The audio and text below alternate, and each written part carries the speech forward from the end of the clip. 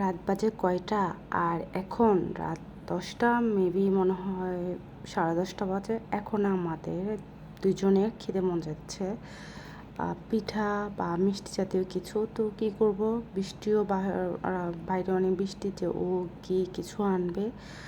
তো ভাবতে ভাবতে এখন আমি একটা পিঠা বানাই ফেলতেছি, যে সুজির পিঠা। যেহেতু সুজি ছিল, ডিম ছিল, দুধ ছিল, এছাড়া আপাতত কিছুই ছিল না বাসায়। তো এখন তো মন চাইছে, কি করব, তো আস্তে আস্তে একটা একটা করে আমি পিঠাগুলো বানাচ্ছি। এর ভিতর আমার ফ্রাই প্যানটা যেটা, ওইখানে আবার আমি আর একটা কিছু করে ফেলছি। এই জন্য এখন ছোট্ট এই কড়াইতে নিয়ে আমি আস্তে আস্তে করে খুব রিক্সভাবেই করতেছে, যে এটা জানি গায়ের ছিটা চলে আসে কিনা।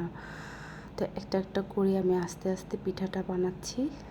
তো যেহেতু এত রাত হয়ে গেছে, এখন আমি ভাবতেছি যে পিঠা তো বানাচ্ছি, কেউ যদি এটার গ্রানটা শুনে তারপরে মানুষে কি বলবে, যে এত রাতে কে পিঠা বানাচ্ছে।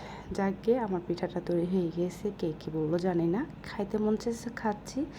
তো পিঠা তৈরি হয়ে গেছে, এখন আমি আর আপনাদের ভাইয়া খাবো। তো কি আর, ভালো থাকবেন, সুস্থ থাকবেন, আল্লাহ হাফিজ সবাইকে, গুড নাইট, টাটা।